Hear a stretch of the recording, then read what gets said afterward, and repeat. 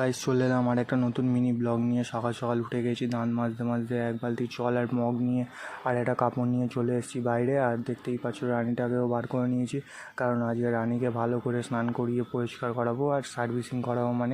তারপরে দেখতেই পাচ্ছ জলগুলো নিয়ে দিয়ে দিলাম, আর তারপরে একটু সার্ফ ভিজিয়ে ন্যাকড়ার সঙ্গে মিশিয়ে নিয়ে ভালো করে কেরিয়ারের সাইডগুলো রডগুলো ভালো করে পরিষ্কার করছিলাম, আর চেনগুলোও পরিষ্কার করছিলাম। ওখানেও ময়লা জমে গেছিলো, চেনের পাশে যেগুলো জায়গাগুলো আছে সেই জায়গাগুলো ভালো করে পরিষ্কার করলাম। তারপরে জল দিয়ে ভালো করে ধুয়ে নিলাম সাইকেলটাকে।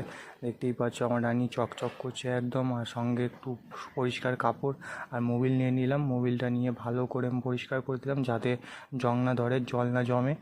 আর দেখতেই পাচ্ছ এদিকে আমার সাইকেল রেডি। চলো দেখা হচ্ছে আর একটা নতুন মিনি ব্লগে। তো ততক্ষণ আমি একটু সাইকেলটা চালিয়ে নিলাম, দেখে নিলাম একদম সব ওকে আছে। আর এই সাইকেল ঘরে ঢুকিয়ে দিয়েছি। তোমরা